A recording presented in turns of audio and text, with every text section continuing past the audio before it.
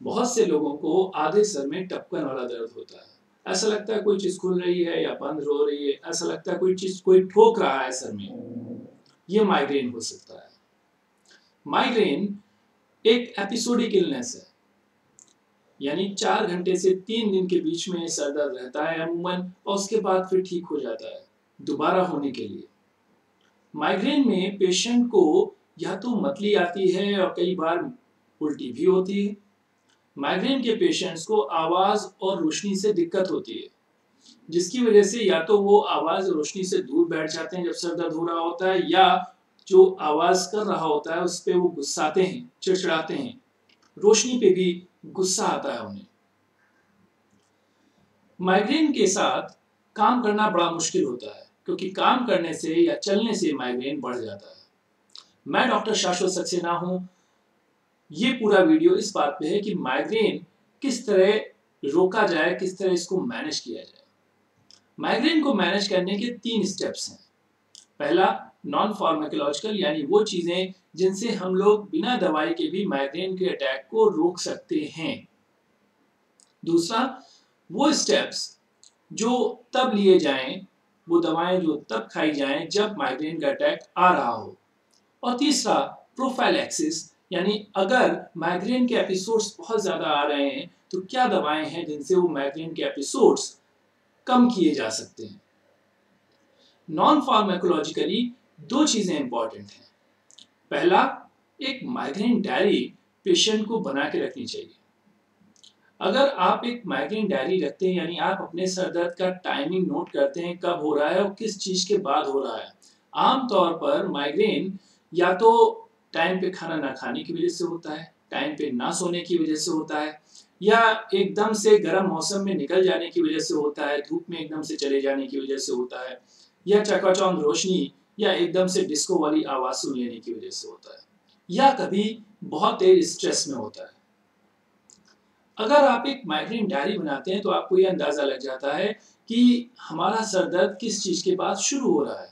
अगर आप उसे अवॉइड करेंगे, अपने आप को उससे बचा के रखेंगे जिस चीज़ से प्रेसिपिटेट हो रहा है, तो माइग्रेन के अटैक पड़ने के चांसेस कम हो जाएंगे। यानी अगर आप टाइम पे खाना खाएं, टाइम पे सोएं, जिस भी चीज़ से प्रेसिपिटेट हो रहा है या तनाव को मैनेज करके रखें, तो आपका माइग्रेन अटैक पड़ेगा नहीं। दूसरी, आमतौर पर देखा गया है कि माइग्रेन पेशेंट्स में विटामिन डी, मैग्नीशियम और राइबोफ्लेविन की कमी रहती है।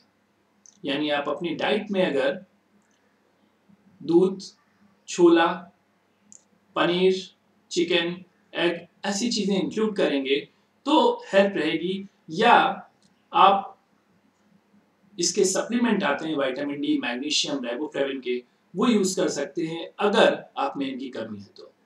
और थर्ड, योगा, मेडिटेशन और रिलैक्सेशन थेरेपी से तनाव कम रहता है, जिसकी वजह से भी माइग्रेन के अटैक्स कम हो सकते हैं।